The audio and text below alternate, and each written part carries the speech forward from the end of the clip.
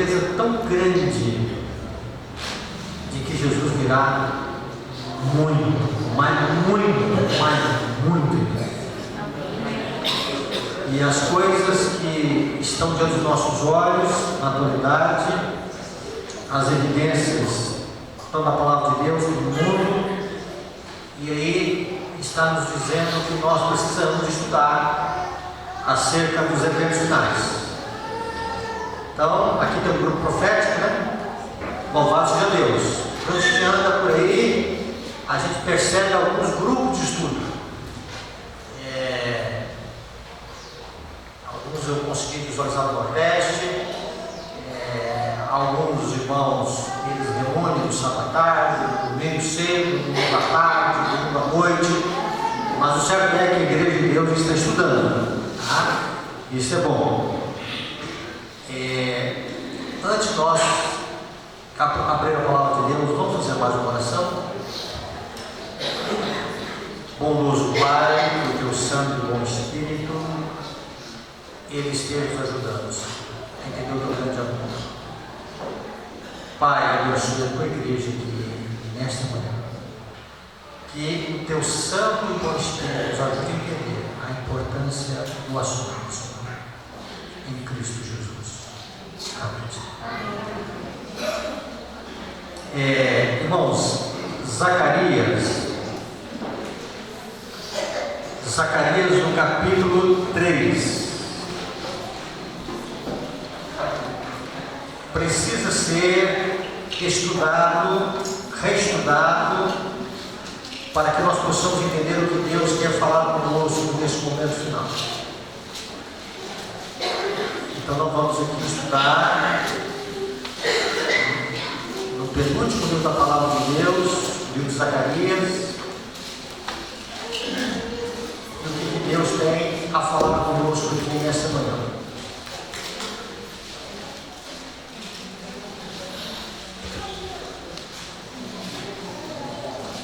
Verso 1.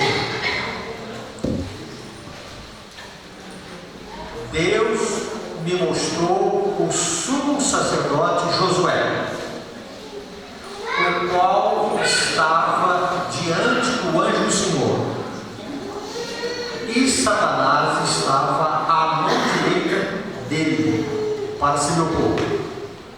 Mas o Senhor disse a Satanás: o Senhor te repreende, ó Satanás. Sim, o Senhor te repreende, ó Satanás. Sim, o Senhor que escolheu a Jerusalém te repreende. Não é este um tição de fogo? Ora, Josué, trajado de vestes sujas, estava diante do anjo.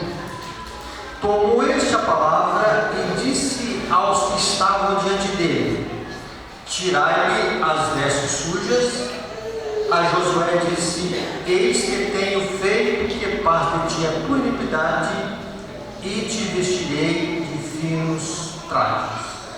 Então vamos parar por aqui, e chegando em casa os irmãos podem abranger a importância da visão ao longo do capítulo 3. Vamos aqui, antes de nós entrarmos na aplicação, vamos ver aqui os personagens que estão aqui. Aqui nós encontramos o sumo sacerdote chamado Josué, nós encontramos o anjo do Senhor, nós encontramos Satanás. São os três personagens que nós encontramos aqui, e podemos colocar um quarto personagem aqui chamado Jerusalém. E são esses quatro detalhes que nós precisamos entender aqui. Essa expressão sumo sacerdote é a função sacerdotal e se exerce aonde? Em qual compartimento do santuário? Santíssimo. A função do sumo sacerdote é a última etapa do ministério e era realizado no santuário, no lugar santíssimo. Então a visão ela aponta para o Santíssimo. aponta para o dia da expiação. Pastor, o que é o dia da expiação? Então, no antigo Israel, quando o povo de Deus, ali, eles se envolviam uma vez por ano, em volta do santuário, em contrição, em humilhação, num descanso solene, em arrependimento, em contrição, em jejum. E aí o sumo sacerdote, ele adentrava o último compartimento para realizar ali alguns rituais. E um deles, ele entrava para aspergir sangue em cima da arca da aliança, na tampa chamada propiciatória. E assim era feito então agora, quando saía a remoção dos pecados do povo de Deus, que eram transferidos de uma forma simbólica para o santuário terrestre. Então, quando se fala aqui do sumo sacerdote Josué, nós temos que ter a visão da obra que acontece lá em cima agora no santuário celestial. Aquilo que acontecia na terra era uma representação da última parte do ministério sacerdotal, no caso do sumo sacerdote. É colocado aqui para nós que o sumo sacerdote, ele estava diante do anjo do Senhor. Ele estava diante de quem mesmo? Jesus. Outra coisa que nós temos que ter aqui, a visão. Satanás estava à mão direita dele. Essa expressão, a mão direita, significa o caminho que Deus quer colocar bênçãos para nós. O lado direito. O lado direito da palavra de Deus é sempre visto como o lado da aprovação de Deus. E Satanás aqui, ele está numa tentativa de impedir uma obra que Deus quer fazer em favor do seu povo. E aí agora o Senhor então vai repreender o inimigo e vai dizer que Jerusalém, que é uma representação da igreja de Deus, ela é comparada com o quê? Tição tirado do fogo. Não é isso que nós estamos estudando aqui na lição. É a aprovação, a fornalha ardente, os crisóis da vida. E muito em breve, irmãos, a igreja de Deus, ela passará por um processo de fornalha ardente. E nesse processo de fornalha ardente, aqueles que resistirem no crisol da vida, a aprovação da vida, são chamados aqui como tição, tirado do fogo. O tição, ele não se apagou, tá? Ele ainda, a brasa está avermelhada ali. E aí o que acontece significa que ele passou por um processo de purificação. E agora então há uma repressão. E algumas coisas Deus quer fazer aqui com o sumo sacerdote Josué. Mas para nós entendermos a obra do sumo sacerdote Josué, nós temos que entender alguma coisa aqui muito interessante. Só nós entendemos isso. Deixa eu ver se eu consigo aqui visualizar no slide aqui algumas coisas que nós precisamos entender aqui.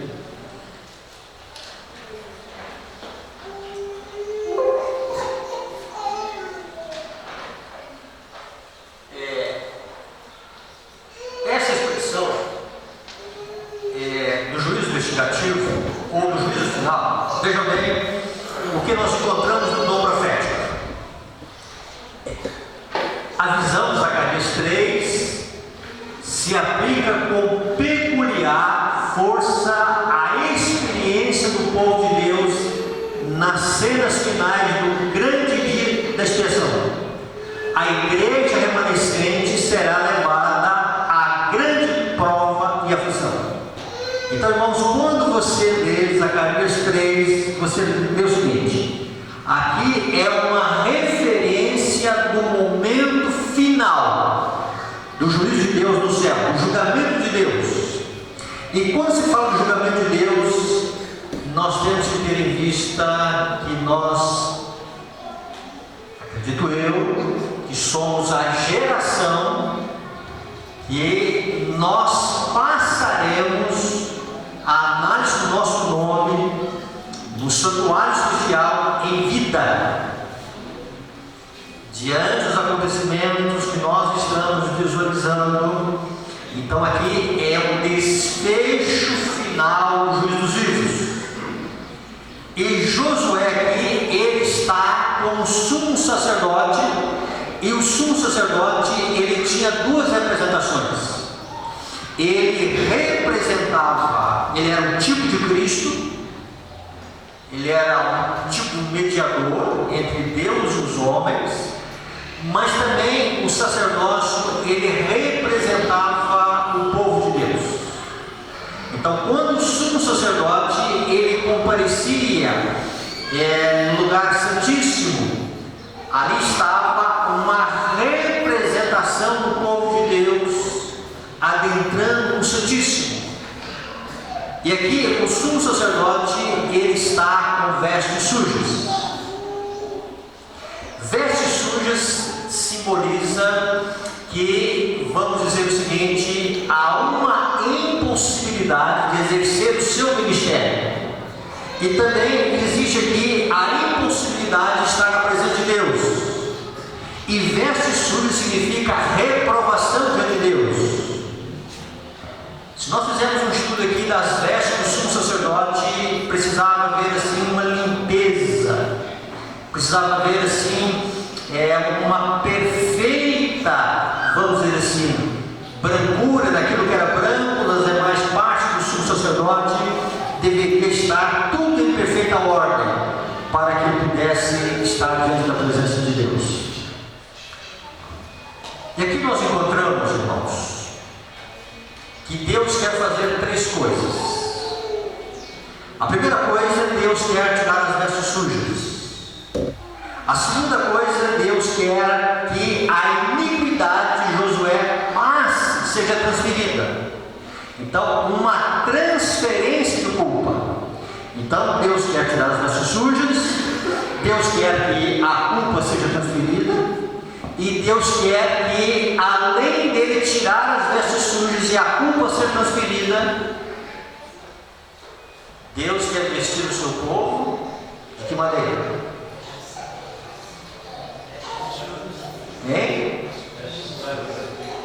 Vestes brancas, corretíssimo. Aqui no texto diz vestes finas, finos trajes. Então vamos lá. Nós vamos entender isso aqui, irmãos. Então, quando se fala de julgamento, quando se fala de juízo, Deus tem só pensamentos bons. Deus só tem pensamento de salvação. Deus só tem pensamento de, vamos dizer assim, exercer a sua misericórdia. Então, quando o sumo sacerdote Josué está diante do anjo do Senhor, representando o povo de Deus ali com vestes sujas, Deus quer que o seu povo sejam tiradas as vestes sujas, e Deus quer que passe a iniquidade, ou seja, a culpa da iniquidade, e também o que possa acontecer. Deus quer que tenhamos vestes, vamos dizer assim, finas. Vamos entender isso aqui, irmãos, dentro dessa abrangência. Vestes sujas é o caráter defeituoso, ou os defeitos de caráter que nós temos. Então vejam bem, Satanás está aqui, é uma cena ilustrativa, mas é uma cena real, daquilo que acontece lá em cima. Satanás, ele conhece muito bem os nossos defeitos de caráter. Vamos falar em defeito de caráter? Vamos mencionar alguns defeitos de caráter que começou lá no céu. Vocês conseguem numerar algum defeito de caráter que começou lá no céu? Inveja. Inveja é uma coisa que começou lá em cima. O que mais? Orgulho é uma coisa que começou lá em cima. O que mais? Egoísmo é uma coisa que começou lá em cima. O que mais? Uma prima da inveja. O primo. Fofoca. Tá? Malicência. Começou lá em cima. Um anjo começou a disseminar diante, conseguiu contaminar a terça parte da hóstia angélica. Não foi para os anjos, não. O que mais? Ambição. Começou lá em cima. Mentira. Vamos lá. Altivez. Soberba, né? Começou lá em cima. Percebe isso, irmãos? Esses defeitos de caráter. Agora vamos lá. Como pastor de igreja, nunca, posso dizer que durante 36 anos de ministério, nunca levamos para a remoção de um membro da igreja que ele tem ciúme. É fácil medir o ciúme de uma pessoa, o orgulho de uma pessoa. Como é que eu interpreto os meus defeitos de caráter? Sou ciúme. Eu nasci assim. Eu vou nascer assim. E o céu tem que me aceitar assim. Vamos entender isso aqui. Satanás, ele conhece, ele leva o povo de Deus a cometer tais pecados. E depois ele se exulta com eles. No último distrito, uma mãe chegou perto de nós e disse: pastor, a igreja tem que tomar uma posição com respeito à minha filha. O que aconteceu com sua filha? Pastor, minha filha rompeu uma fidelidade com a igreja, se juntou com o homem e a igreja precisa tomar uma posição. Não era zelo que ela tinha pela causa de Deus. Ela queria vingar na filha. Satanás não tem zelo pela causa de Deus. Então ele pega os nossos defeitos de caráter, que ele conhece melhor do que nós conhecemos. E o que ele faz? E ele lança esses defeitos de caráter aonde? No universo. Vocês sabiam que no universo, e o tempo não dá aqui, mas estudem o juízo investigativo à luz de Daniel 7. O que tem lá em Daniel 7, pastor? Lá em Daniel 7 diz que foram postos uns tronos. E quem se assentou nesses tronos? Os 24 anciãos. E a irmã White diz que os 24 anciãos são os representantes dos mundos não caídos, o conselho celestial. Como a igreja aqui tem uma comissão, não tem? Tem um grupo que se reúne para estudar, tomar propostas. Também o céu trabalha em cima de Deus com uma comissão chamada Conselho Celestial. E quem reúne esse Conselho Celestial? Os representantes dos mundos não caídos. Quando se fala de juízo, irmãos, Deus não tem necessidade de juízo. Deus conhece o nosso levantar. Deus conhece o nosso pensar. Deus conhece a nossa maneira de ser. Melhor que a gente. Mas Deus está dando uma satisfação para o universo daqueles que vão entrar na eternidade. E não pode ficar interrogação. Por quê? Porque Satanás, o que ele faz? Olha o que ele faz, tá? Ele lança esses defeitos perante o universo. Vocês querem ver uma reunião do Conselho Celestial? Joga, vai uma reunião, tá? E aí Satanás diz: olha, eu quero também fazer essa reunião, eu quero estar na comissão. Eu preciso fazer parte dessa comissão, tá? Mas vamos lá. Olha o que ele fala. O que ele fala? Isso aqui está no livro Profetas e Reis. Há de Deus banir-me e aos meus anjos sua presença.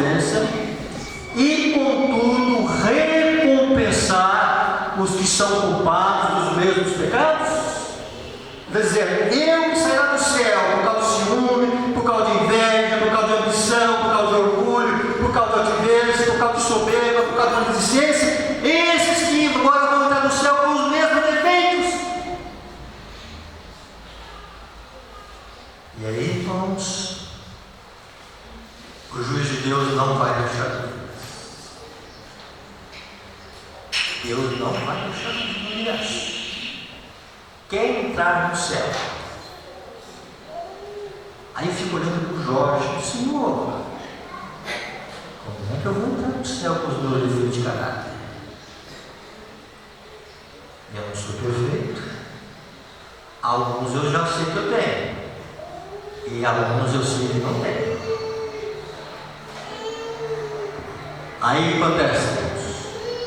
Ele está dizendo, olha, não podes, ó Senhor, isso fazer por justiça. Teu trono não se achará baseado em justiça e juízo. A justiça requer que seja pronunciada sentença contra eles. É por isso que ele está à direita do anjo do Senhor. Está tentando ser um obstáculo entre Cristo e o seu povo. E o sumo sacerdote está representando o povo de Deus em contrição e arrependimento, clamando a Deus por uma purificação da alma. E agora entra aqui, irmãos, as coisas mais maravilhosas que existem na palavra de Deus.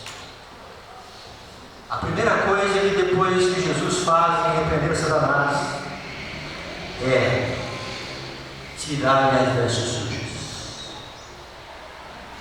O Jorge tem manchas. Algumas dessas manchas ele já nasceu com ela. Já veio. Outras manchas ele aprendeu na vida. A repetição de hábitos, a formando o caráter e assim por diante. Está na genética. Jesus é apresentado no livro de João como aquele que é o Cordeiro de Deus que tira o pecado do mundo. Jesus é aquele que morreu para que a culpa do nosso pecado ela seja transferida para Ele. Olha que maravilha, irmãos.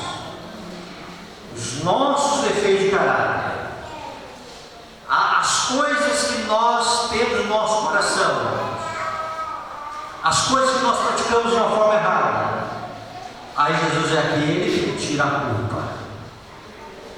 Se tem uma coisa que Deus faz conosco, irmãos, e quer fazer rapidamente, instantaneamente, é perdoar pecados. Amém? Amém? Ninguém precisa andar cabisbaixo sentindo sentimento de culpa. Ninguém precisa ser deprimido por causa da culpa do pecado. Nós devemos pegar esse fardo, lançar para aquele que é o portador dos pecados, ou seja, é aquele que assume a culpa do nosso pecado. Por isso é o Cordeiro de Deus. Ele pagou o preço da cruz. Aquilo que a lei de Deus requer de cada um, morte para o transgressor. Cristo então ele veio aqui pagar a penalidade da lei. Então saímos ouvindo, olha, Jesus perdoou os meus pecados. Eu tenho defeito de caráter. Mas essa graça de Cristo, irmãos, essa graça de Cristo não é somente perdão, é uma graça que ela vai muito além do perdão. Vejam bem o que essa graça faz. Deixa eu voltar esse texto. Deixa eu me adaptar com isso aqui, né? Apanhando isso aqui então. Tá?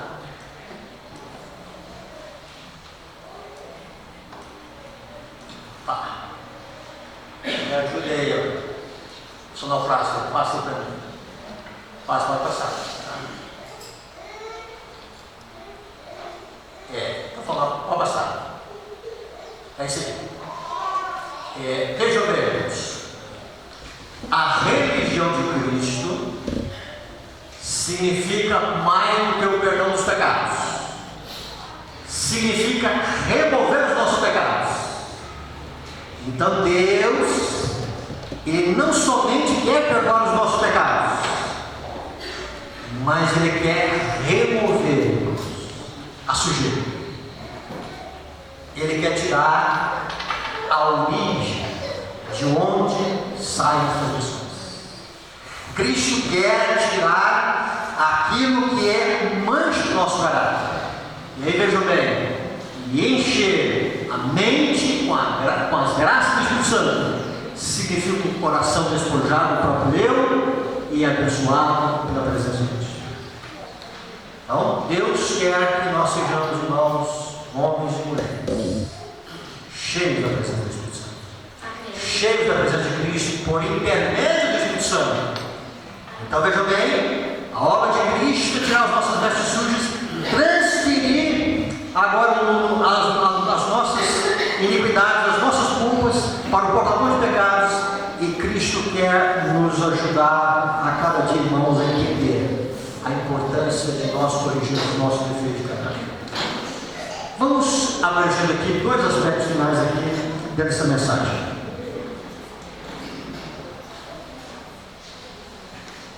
Vejam bem o que os que estiverem vivendo sobre a terra, quando a intercessão de Cristo cessar no santuário celestial, ou seja, quando acabar o juízo, quando Cristo não tiver mais como mediador e intercessor, deverão, sem mediador, estar em pé na presença do Deus Santo.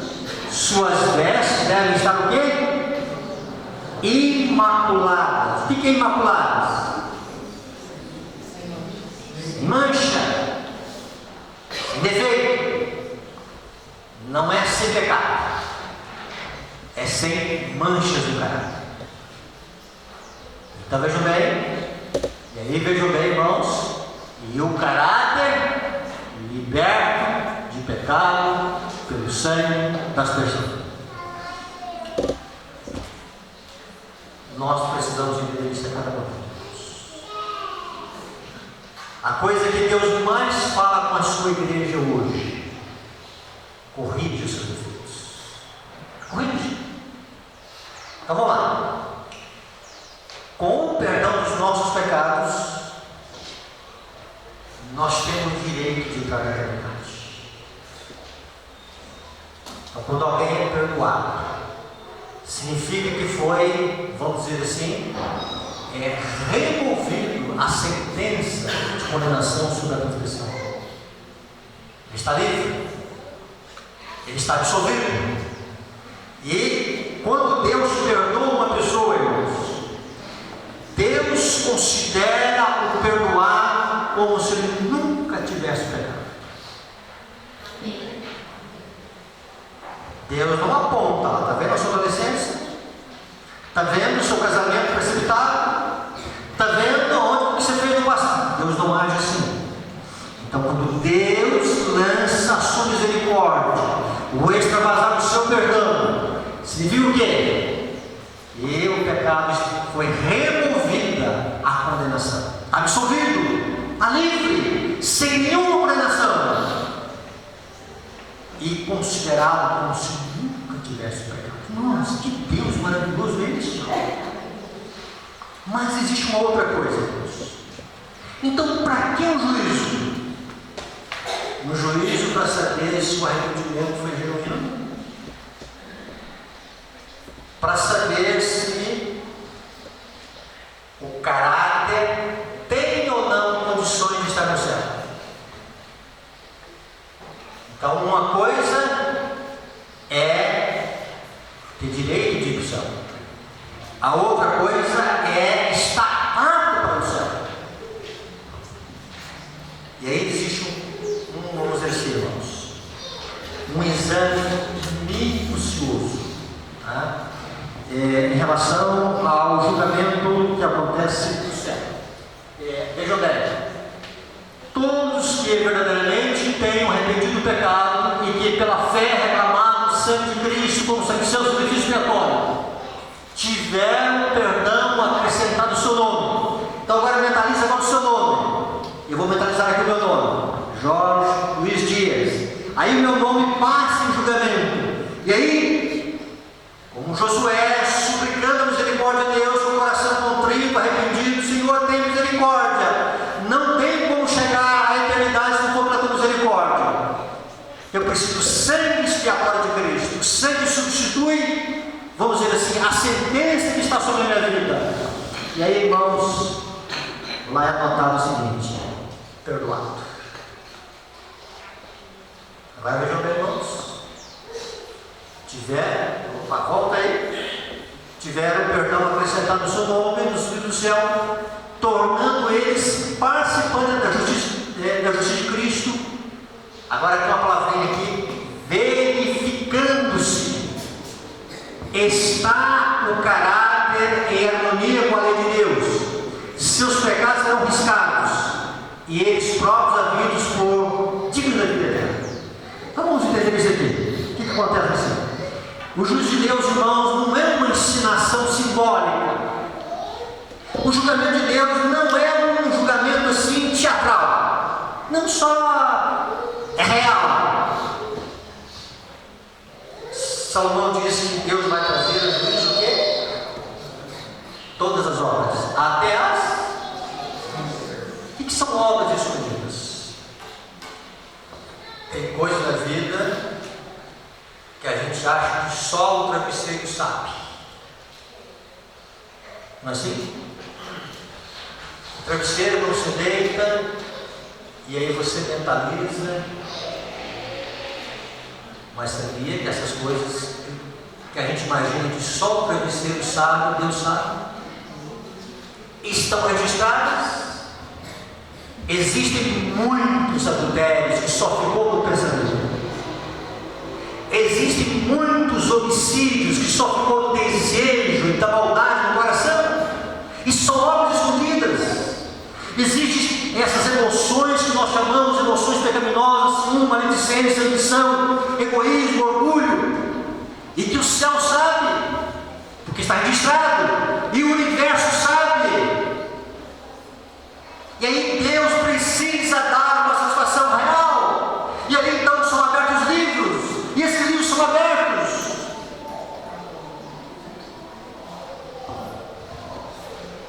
E aí há uma palavrinha que talvez encaixaria bem aqui. Há uma comprovação se realmente o caráter está em condições de ir do céu. Não pode ficar dúvida no universo. Lá na palavra de Deus, irmão, no livro de Marcos, capítulo 1. Estuda assim. Marcos,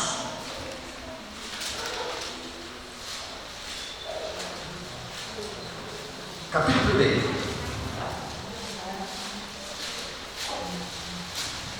Verso 40. Conseguiram achar? Esse folhear na palavra de Deus é uma maravilha. Né?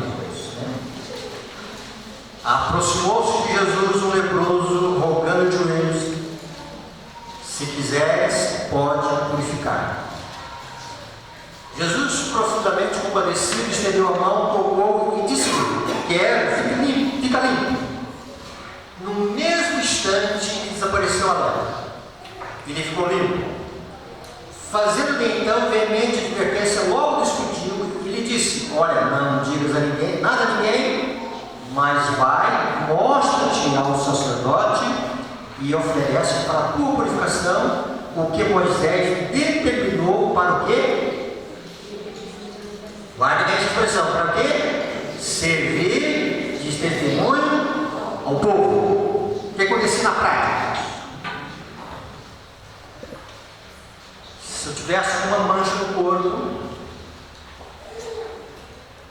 dando a entender que era lepra, eu ia até o sacerdote e ele fazia um exame. Olha, é mancha de lepra. As evidências da lepra. E aí eu tinha que sair gritando que eu estava imundo.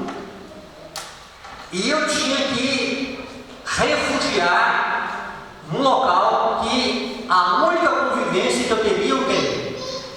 Era o quê? leprosos. Eu não tinha acesso ao culto da igreja. Isso era uma lei que vinha lá desde a época de Moisés. Havia um aspecto de saúde e havia um aspecto cerimonial. E o leproso, na época de Jesus, ele já fora, vamos dizer assim, apresentado diante do sacerdote, já havia sido declarado leproso, e agora ele chega rogando a Cristo purificação. Senhor, se o Senhor quiser me purificar, o Senhor pode me purificar. O Senhor tem essa capacidade.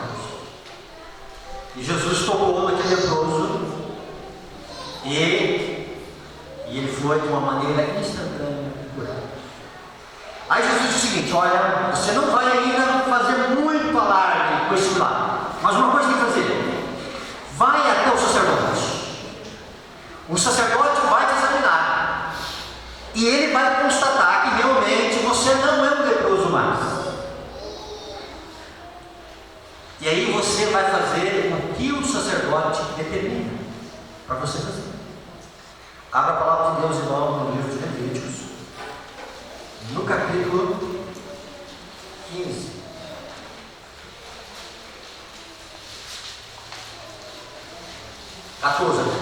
Verso 1.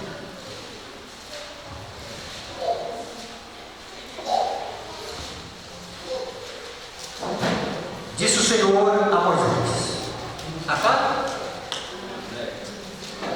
14:1. Disse o Senhor a Moisés: esta será a lei do leproso no dia da sua purificação.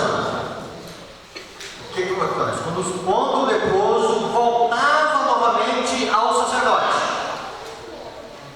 ele via que a sua mancha não existia mais. Mas e nós entrarmos nisso aqui, irmãos? Esse leproso representa Raquel.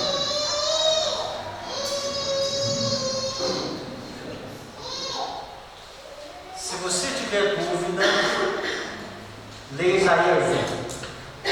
Diz lá que a nossa natureza humana, nós estamos cheios de feridas, nós estamos cheios de manchas, nós estamos numa situação de pecado.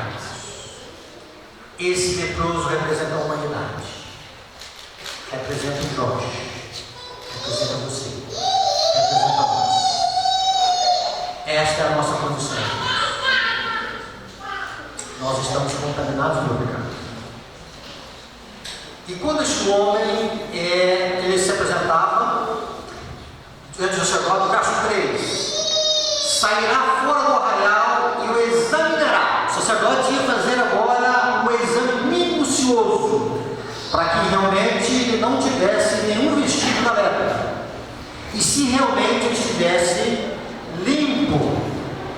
Aí nós não vamos aqui para trazer todos os detalhes, mas só um detalhezinho aqui no verso 7. E sobre aquele que há de purificar esta lepra, aspergirá 7 vezes. Significa que ele trazia duas aves. Uma ave, ela seria sacrificada, e aquele sangue era aspergido sobre o homem, e estava representando que ele foi purificado da culpa da sua lepra, porque alguém foi o seu substituto. Um animalzinho morreu, no caso aqui uma ave foi imolada, e uma outra ave, veja bem, o declarará, então, aspergirá 7 vezes, então o declarará limpo e soltará a ave viva para o campo aberto. Então ele trazia uma ave era morta, com o sangue daquela ave era aspergido sobre aquele homem que havia sido contaminado pela lepra, mas uma outra ave era solta, e esse soltar da ave, ele está dizendo aqui que é para que ela pudesse atingir o quê? O campo aberto. Significa isso, irmãos. Esta ave estava testemunhando para o universo de Deus amor. Consegue visualizar agora o juízo legislativo? Esta ave sobre a cruz. Deus quer que seja o símbolo da sua vida. Mas, Senhor, como é que eu vou entrar no céu? É porque tem uma graça perdoadora. E tem uma graça que nos liberta dos nossos defeitos de caráter. E a última coisa, irmãos. O último slide.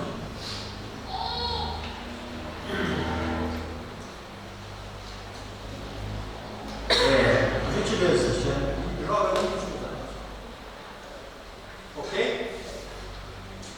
Tá, antes dessa, penúltimo. Isso. Abra só a Bíblia no livro de Apocalipse, capítulo 3, verso 18.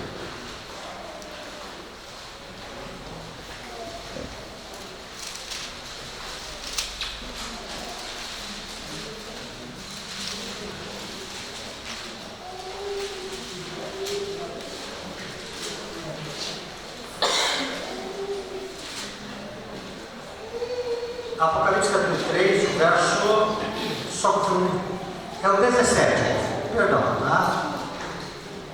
Verso 18. Aconselho-te, há um conselho.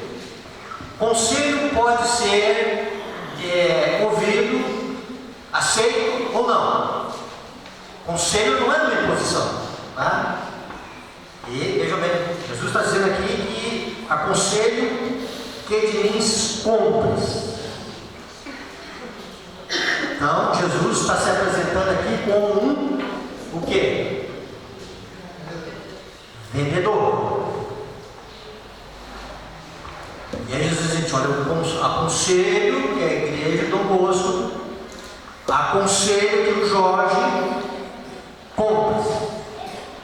Nesse verbo comprar, irmãos, olha quanta coisa aqui. O colégio comerciante sabe isso, né? Quanta coisa tem nesse verbo comprar? Tem uma mercadoria, tem um vendedor, tem um comprador, tem um preço e tem a posse da mercadoria. Vamos lá. Aconselho, Jesus é o vendedor. E aí ele oferece 3 mercadorias. Quais são as 3 mercadorias? O ouro. O que é o ouro? A fé e o amor, não é assim? E o ouro provado no fogo significa o quê? Um caráter que foi purificado. Mas vamos esquecer aqui do ouro nessa manhã. Aí a última coisa, Jesus dizendo que nós devemos comprar o quê? Olívio. Olívio para quê? Para enxergar bem. Irmãos, uma igreja adventista do 7º dia, ela tem uma dificuldade de enxergar. Eu até consigo enxergar bem os defeitos de alguém que é colocado numa comissão da igreja. Mas os meus defeitos eu tenho muita dificuldade de entender. Deus nunca me deu visão do pecado dos outros. Não precisa disso. É fácil. Quando os meus pecados eu preciso de cura, eu preciso não. Se eu não tiver o olho celestial, eu vou enxergar no passado assim. Defeito de caráter, todo mundo tem. O céu vai me aceitar assim. Eu vou entrar assim. Também eu não sou tão ruim. E aí Jesus diz, olha, eu te aconselho que você compre. Mas a mercadoria central aqui não estou vendo. Aconselho que de mim compres, verso de brancas. Irmãos, esta é a única vestimenta que Deus gostaria que nós mais estivéssemos usando na igreja. As brancas.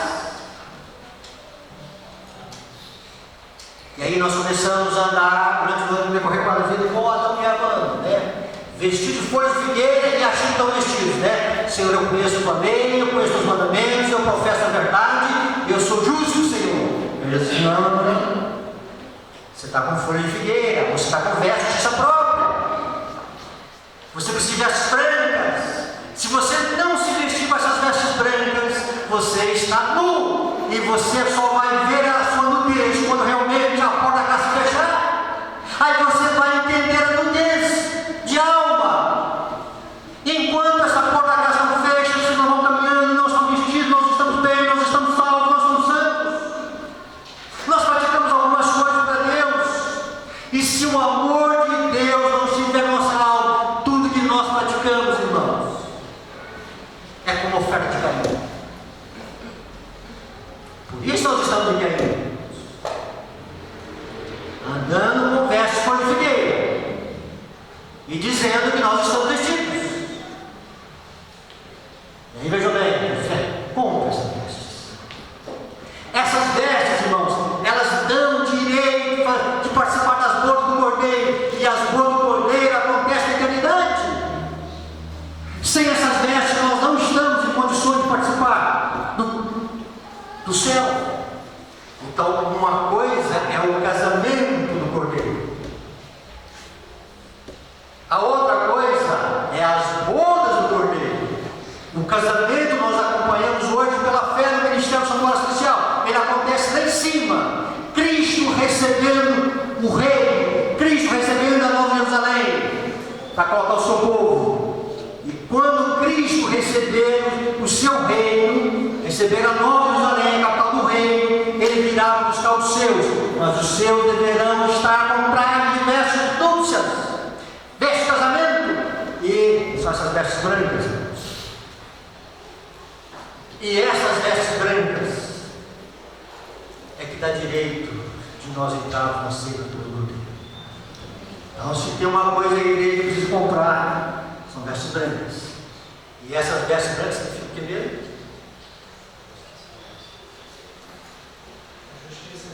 A justiça de Cristo. E o que é a justiça de Cristo?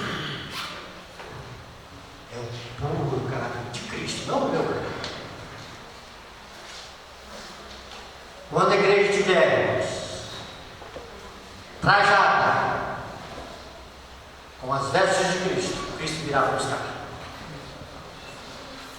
Esqueça agora que eu estou no bolso. É o último slide, beleza?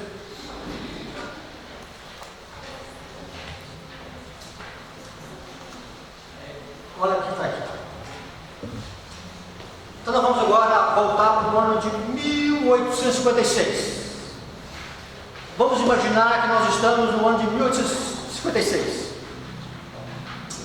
Vi que essa mensagem não poderia cumprir seu propósito em poucos meses. Que mensagem é essa? O que aconteceu durante o ano de 1856, 1857? Isso aqui foi escrito em 1859. A mensageira do Senhor escrevendo. E ela diz o seguinte: vi que essa mensagem não poderia cumprir seu propósito em poucos meses. Que mensagem era esta? Vamos imaginar que nós tivéssemos uma igreja naquele tempo lá, e vamos chamar a igreja do Bosco. Não era a igreja do Bosco nos Estados Unidos, né? Mas vamos chamar do Bosco. E aí você iria para a igreja de manhã, no sábado de manhã, e a mensagem seria a coisa que mais precisamos despertar no nosso coração. E a mensagem da igreja de Laodiceia é uma repreensão para nós. Você ouviu isso aqui? Aí você ia para outra igreja, outro bairro, no sábado à tarde, e a igreja estava pregando essa mensagem. O maior estado que nós temos é atender o conselho de Jesus. E o povo começou a ficar, olha, está provocando em nós um despertamento. Nós estamos entendendo a nossa condição espiritual. Nós estamos entendendo, irmãos, que, vejam bem, chegou o momento final. E aí, vejam bem, essa mensagem, a Senhora vai dizer, ela estava destinada a despertar o povo de Deus, a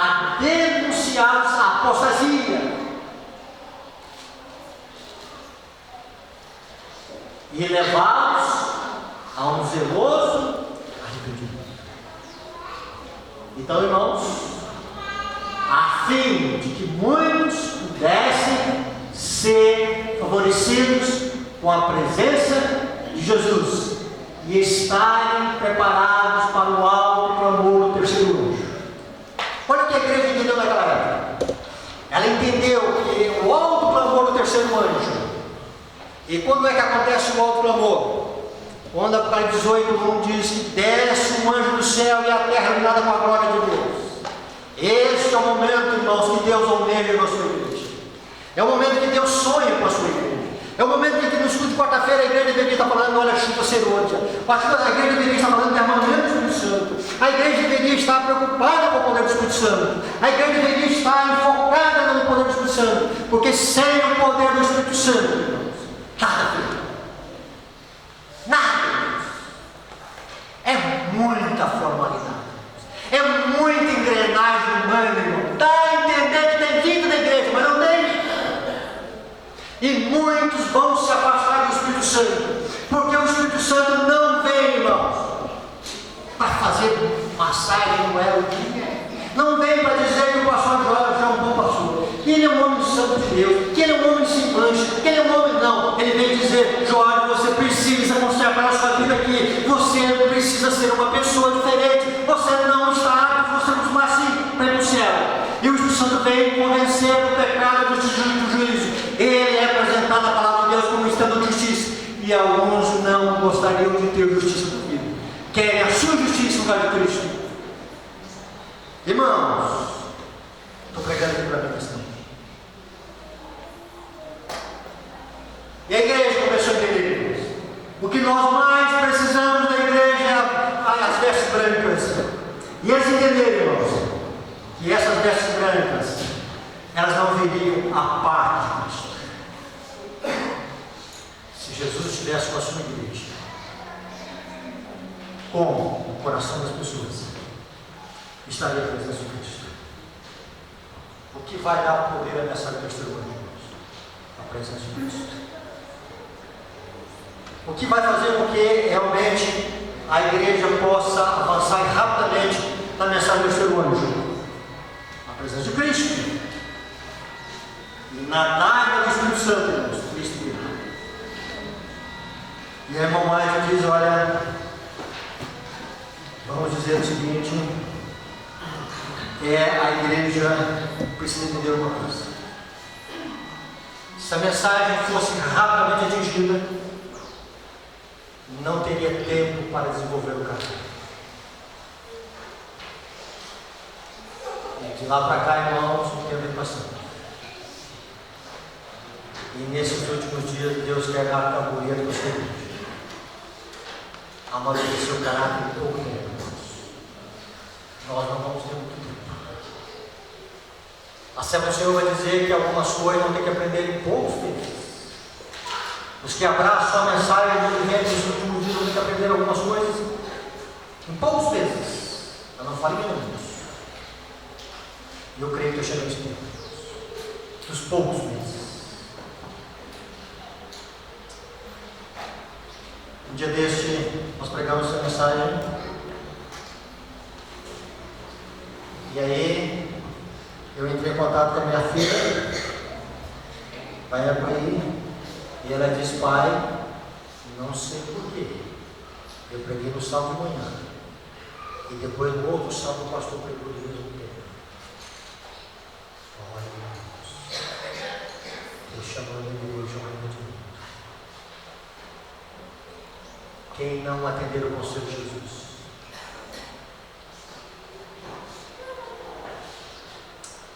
não terá os seus pecados criados. Quando se fala de vestir com trajes finos, a igreja de Deus, a igreja vestida com a justiça de Deus, a igreja vestida com o puro caráter de Jesus, a igreja, vamos dizer, envolvida com Cristo, envolvida na missão de Cristo. Precisamos. Nesta manhã eu oro por nós. Jorge, eu quero essa mensagem. É para você. É para você. Viva essa mensagem. Se refugie em Deus. Vá pela fé, pelo santuário que sua alma está em Cristo. Suplique misericórdia pelas vestes sujas do seu carro. Deus quer que você e eu sejamos uma árvore, voando, mostrando para o universo a cura.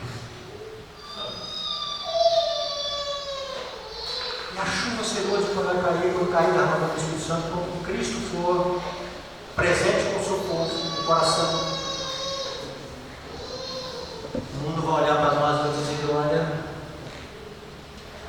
você está sendo perseguido. Mas você não tem ciúme, você não tem inveja, você não tem rancor, você não tem maledicência, você não tem inimizade, você não tem soberba. Que pureza de alma é esta? Que vestes são essas que estão com você? Você pertence a Deus. Irmãos, é necessário ir na casa do Senhor. Precisa de Deus. Precisa de Deus. Precisa de arrependimento. Precisa da graça de Deus. Vence. Faça uma obra que nós não temos noção de fazer as coisas. Que o Espírito Santo de Deus esteja nos ajudando em isso. Mas na oração final, um dia desses nós fomos à Bahia, no sul da Bahia. E lá no sul da Bahia, fizemos um evento lá sobre o Ministério do Espírito Santo. E aí, depois de 40 dias, nós voltamos à Bahia. Estávamos sendo um sábado à tarde na igreja. E aí foi a oportunidade de estudarmos alguns temas, os eventos finais. E tinha uma jovem que ela estava fazendo algumas interrogações no grupo de estudo que ali nós estávamos. E ela fez a seguinte pergunta: pastor, veja se eu estou certo. Nós estamos encafados na decreto musical. Isso mesmo. Pastor, mas o momento da igreja não é o momento das coisas da igreja.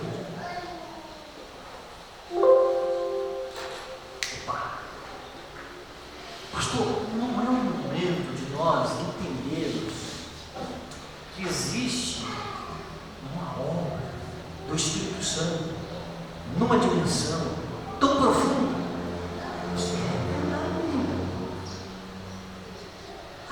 Era uma jovenzinha assim, com 20, 22 anos, e ela não queria nem na frente lá. Depois nós fomos fazer um estudo no grupo, e quando ela chegou na frente, ela abriu o coração. E aí eu perguntei à esposa do pastor: e essa moça? Essa moça que está assim, ó, enxergando assim: ah, pastor, recém-batizada. Ela tem visão espiritual, inteligência espiritual, discernimento espiritual, porque ela aceitou o ministério da sua vida, o ministério do Espírito Santo, que leva ao arrependimento, que leva a nós termos mais Jesus, que leva a nós termos ter fome e sede de Cristo, fome e sede de justiça. Queridos irmãos, que temos na vida?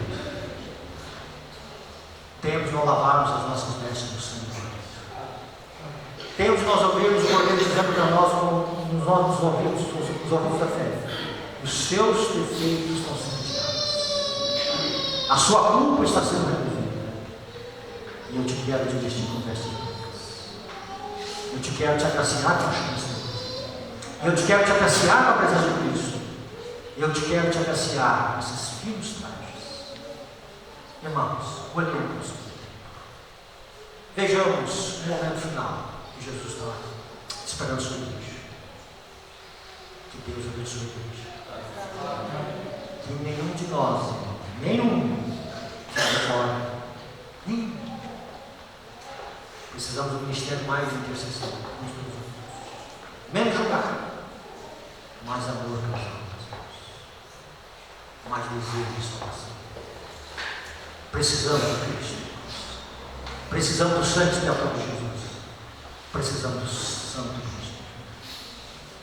Pai, nesta manhã nós estamos te agradecendo. Que o poder dos altos céus Ele se faça presente em nossa vida. Pai, nós somos parte desta administração que é efetuada na cabeça. Pai, nós queremos ser aqueles que as vestes estão sendo removidas. Que, ó bom Pai, os nossos defeitos de caráter estão sendo removidos. Queremos ser essa ave, Senhor, que voa, no sentido mostrando para o universo, Senhor, que Satanás não tem, vamos dizer assim, razões para negar que nós não temos condições de dar no céu. Porque nós somos lavados no sangue do Cordeiro. E o Senhor remove, Senhor, aquilo que é os defeitos do nosso caráter. Pai, nós queremos ser cobertos com o manto de Jesus. Nós queremos, Senhor, essas vestes que sejam a prioridade da nossa vida. Nós queremos, Senhor, que o Senhor faça em nós uma grande obra. Que o Senhor faça em nós um grande arrependimento, Senhor, nosso coração. Pai, abençoe a tua igreja. A cada um dos teus filhos. Em Cristo Jesus. Amém.